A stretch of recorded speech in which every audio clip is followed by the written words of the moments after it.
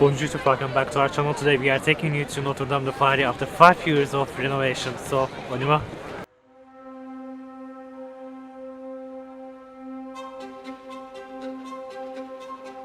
So we are walking towards the Notre-Dame and we are hoping that we can actually go in.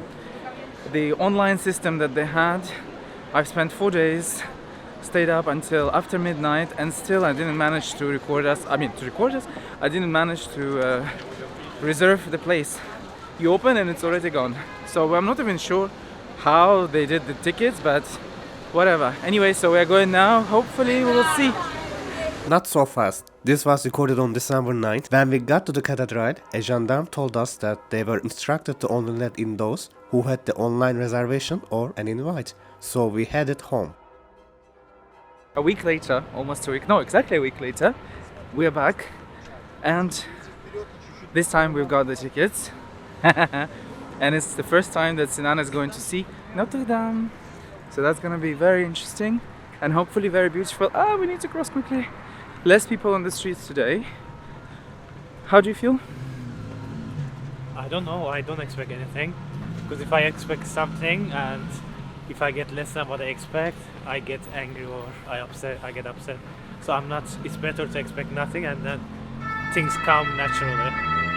As you can see behind me, there are lots of people. So there are two queues. One queue, the long one, is if you don't have any reservation. The second one is basically if you reserve online, which is super difficult to get, but you can. You just walk through. And that's what we finally got. And this is only this week that they've started doing it. The first week was impossible to get in, almost impossible. Some people got in at like 9 in the evening or 8 in the evening. I got in for the morning, but I got for the morning mass. So it's a different thing. But yeah.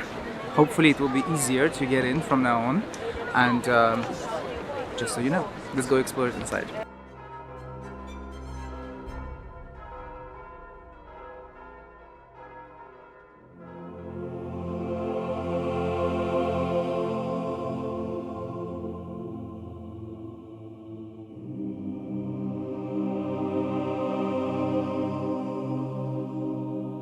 Even though I have been to Notre-Dame multiple times, I have never entered through the central door. It's rare to have this door open in majority of cathedrals we have visited, so it feels extra special. This is the third time that I come here since their opening, and the first for Sinan, so I'll be using the footage from our multiple visits. Sinan, thoughts? Well, it's a bit smaller than what I expected. And Anton was like, yeah, it's lighter now, it's brighter. I was like, I feel like it's a bit darker compared to other cathedrals. Well, it's the first time I've been here after 5 years being in France. It smells so good actually. I love it. Notre-Dame holds a very special place in my heart, as this is the first cathedral that I have visited in France. Prior to moving here, I would come to Paris frequently, and I always made sure to pass by this cathedral before I left. I would spend quite a bit of time here to pray or simply sit down and think. It became a ritual for me. So when the fire happened, I had already moved to France, and on that day, I was on the streets watching the roof burn. It was completely surreal. Great sadness enveloped the city. So being here today and seeing this incredible structure reopen, possibly looking its best since its initial completion, feels not only incredibly special, but more of a privilege, as we may be the first people in over 800 years who are able to see the cathedral in its full glory. The first thing that strikes you is how illuminating this place is. I've put some pre-restoration photos I took years ago to give you an idea how different it looks today. Indeed, there has been some criticism about Notre-Dame losing its somber look, but there is a good reason as to why the stone looks so much brighter today. You see, when the original spire, designed and constructed by Eugène Viollet-le-Duc during the 19th century restorations, collapsed, it pierced the nave and the transept, bringing down the burning concoction of lead, wood and other metals, covering the inside of the cathedral with toxic dust. It was absolutely out of question to allow anybody inside the cathedral without first securing the structure, as it was under a threat of a total collapse. Once that was done, the cathedral had to be thoroughly cleaned to remove all of the toxic material present. For the stone, a latex mixture was used. It was sprayed all over its surface and then peeled off at least 24 hours later, leaving the pure color of the stone exposed for the first time in centuries. What you see today is how Notre-Dame looked upon its initial completion.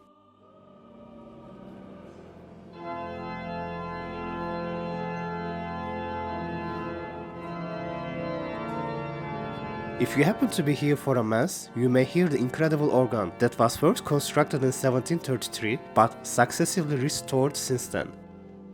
It was spared during the fire, but required a thorough restoration, particularly due to the toxic dust. 98% of this organ was dismantled, taken to the atelier away from the cathedral, and then brought back and assembled into its place. Considering that this organ has nearly 8,000 pipes and shares with the Grand Orgue de Saint-Eustache the title of the largest organ in France, you can imagine the scale of work and skill required to carry out this restoration.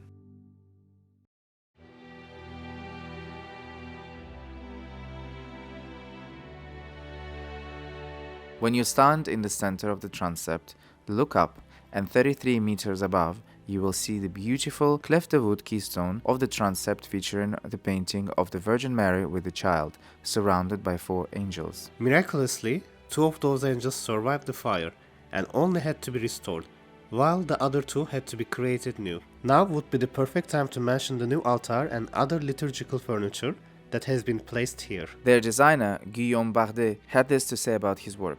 The pieces must embrace the past, live in the present and welcome the future. They must exist during and outside the liturgy, without shouting but without hiding either. Be an obvious presence. I personally think he achieved his goal, and I love the way they are humbly present without conflicting with the rest of the cathedral. And when it comes to the chairs, 1,500 of them were designed by Iona Vitraux. We can attest that they are definitely comfortable to sit on, and the little logo of Notre-Dame at the back adds a nice touch.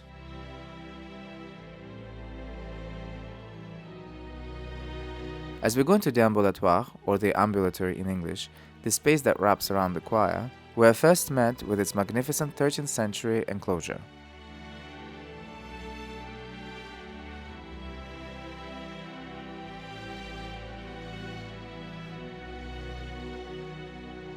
The sculpted decor illustrates the scenes from the life of Christ. It forms a separation between the choir and the ambulatory. Originally, it offered the canons a screen of silence during the service.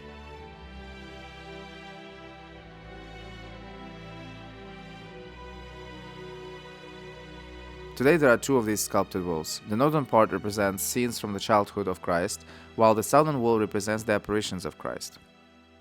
I just wanted to say that it looks so different compared to how it was before. In here, this used to be a much darker place, and now it's different. It feels very, very different, but I like it. I think it's beautifully done, and with a lot of respect. I love it.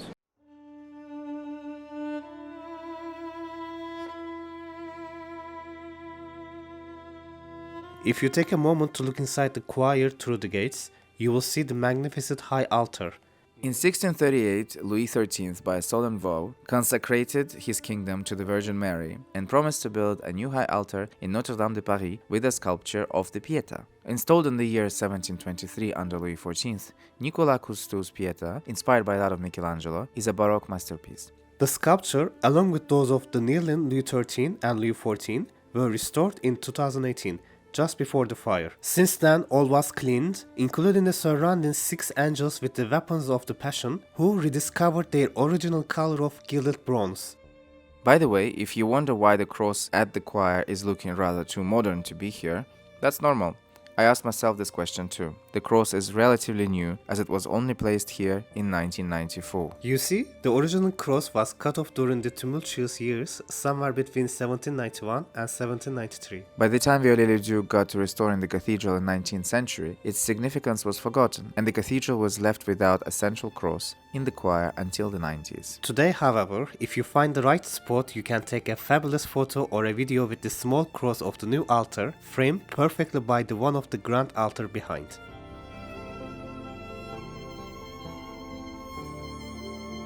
Now let's talk about the stained glass windows.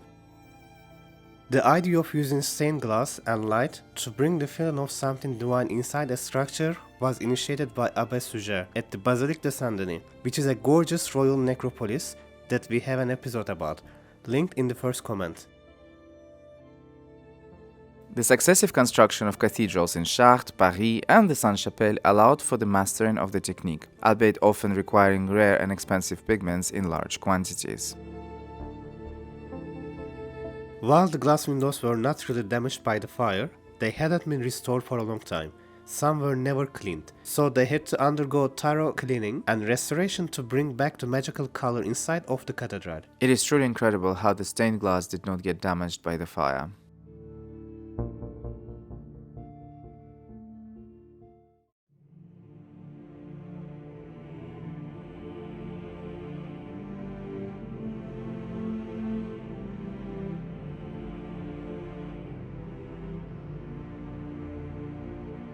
There are 29 chapels in the cathedral.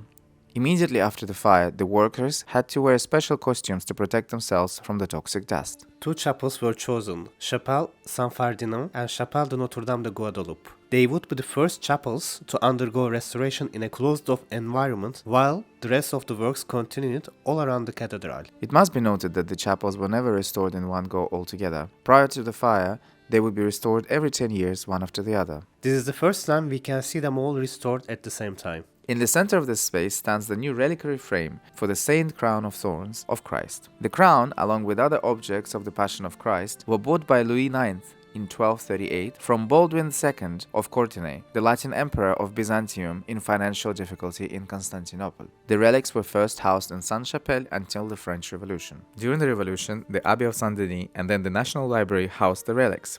Following the Concordat of 1801, the Archbishop of Paris received the crown of thorns with other relics. They were deposited in the treasury of the cathedral on August 10, 1806, where they are still preserved and placed since 1923 under the statutory custody of the Knights of the Holy Sepulchre of Jerusalem. Designed by Sylvain Dubuisson, the new reliquary is resolutely modern. The crown itself is displayed in the center, placed against the blue background. To see it in person, you need to make sure to be here on a Friday from January 10, 2025 to April 18, Good Friday. After that date, it will be displayed only on the first Friday of the month. There is also a space dedicated to all the firefighters who risked their own lives to save Notre-Dame de Paris. True heroes.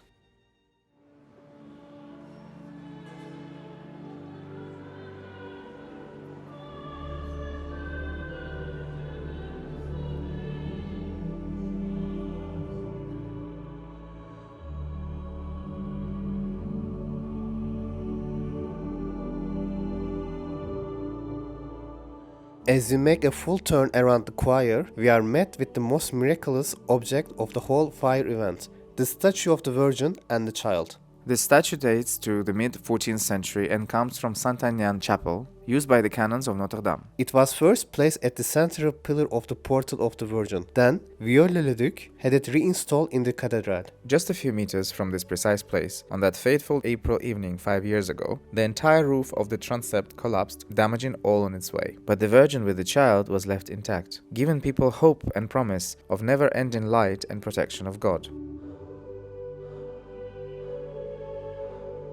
As we left the cathedral, we felt immense gratitude to the 2,000 people who have worked tirelessly and put their heart and soul to deliver Notre-Dame de Paris to the people.